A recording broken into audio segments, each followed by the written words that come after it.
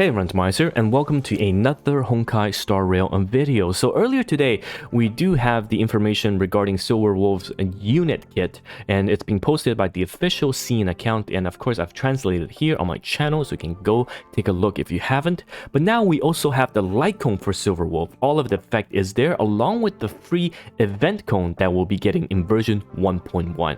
We of course in this video compare it with the previous closed beta test cone, and let me tell you straight off the bat, I think this cone is absolutely improved and buffed in comparison to the old one, and I think it's hinting at a chance for Silverwolf not to only just be a debuffer or enabler, but actually a straight up quantum damage dealer.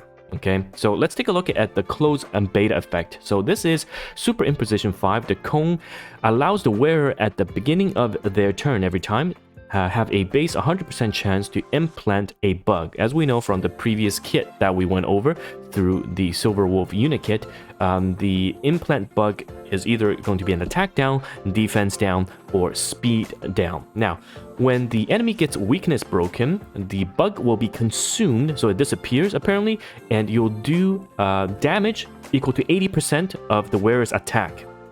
So that's going to be an extra damage. And also when the user is attacking an enemy with more than three or more debuffs, then you do an additional 40% attack damage as added bonus. So this is really good, right? But it gets even better in the new one. So again, this is the 5-star Silverwolf Nihility LightCone that will be on her banner. Now let's take a look. Oh, I wonder if this was level 80 and this is level 50. So we can't compare the base stats to see if that's changed, but let's take a look at the effect. Again, Super Imposition 5.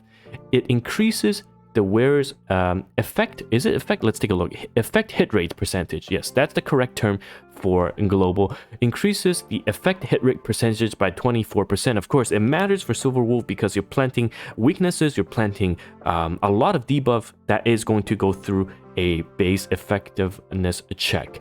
And when the user is attacking an enemy that has 3 or more negative effects or debuffs, then you gain an extra 12% crit rate. Now, this is the part where I think there might be a build where you can build damage for Silverwolf. So 12% crit rate is not a lot in the general sense of things in comparison to, for example, Sally's crit rate of 18% on her LightCone.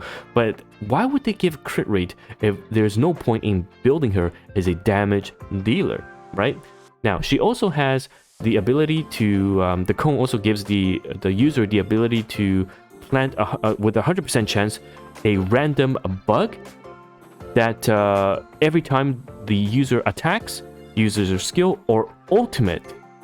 This is much better because in the previous one for the CBT one, right, you have to wait until it's the user's turn, and it's still 100% base chance, but you need to wait for your turn to cycle. Every time it's your turn, then you have a random chance to implant on a random enemy. So this says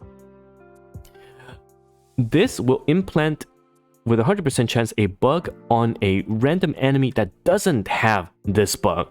So basically, you start the fight, right?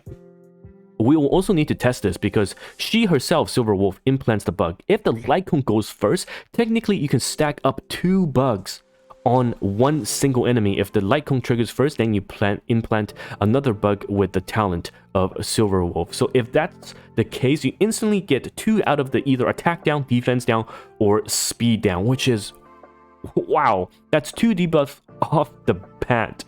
And of course, okay, if an enemy has a bug, the Aether bug or whatever it's called, I forget the official term, they haven't announced it. I think this is my direct Chinese translation.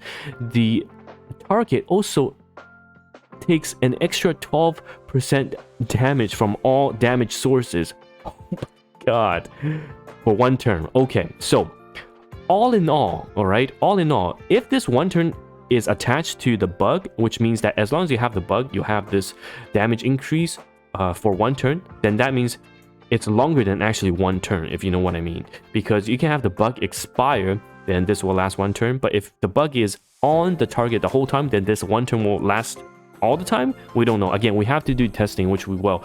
But still, right now, from this cone, you went from one Aether bug, right? Or whatever this bug is called. I'm playing too much Aether Gazer lately, so I'm just gonna call it the Aether bug.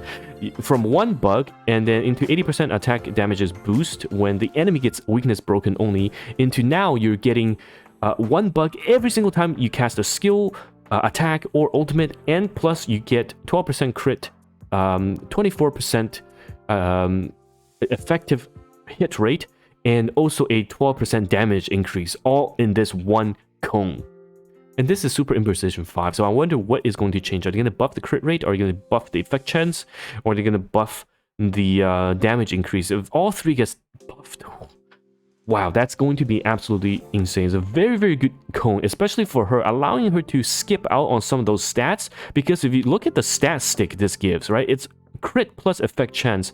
So you need the effect chance to land the debuff. But if you're going to play her potentially as a damage dealer, which why I think this crit is going to be massive, the crit chance and lowering the requirement of the hit chance is going to make her really, really strong. Really, really strong. So this cone, in my opinion, is much, much better than the closed beta cone.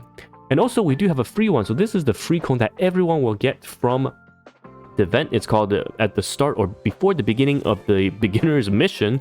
I don't know what the official name it is for English, but this, wow, that's a very short description, increases the wearer's effect hit rate by 20%, and when the wearer lowers the enemy's defense, every time you lower the enemy's defense, you recover 4 energy. So we know that Silverwolf can lower the enemy defense with the ultimate, but I don't think there's another source from her kit. So, I mean, energy is good, effect boost is decent as well, but it just pales in comparison to this.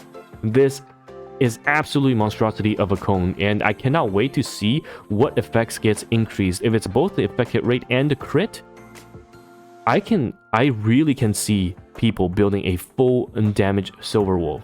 I really can see that. Now, we don't know anything about the Eidolons, and we don't know anything about how some of their skill works. I'll have a video going over how some of the questions I have in mind regarding what determines if she's going to be S tier, SS tier, or A tier potentially, right? Because there are a lot of mechanics that we need to figure out. But of course, if you subscribe to my channel, you'll get first-hand information, because we'll be taking a look at the CM bros who will get this banner early, and we'll be coming up with conclusions on, you know, how good she is. And I know from the previous comments, you guys are waiting for Kafka, you guys are waiting for Luocha, so I'll have that information for you guys as well with regards to the pull recommendation. So anyhow, it's TimaeuSS here, and I'm very much looking forward to Silverwolf. I went all in on my Seele, which is E6 Con 5, so maybe we do E6 Silverwolf. We'll see. All right, and it's TimaeuSS here, and I'll see you guys in the next video.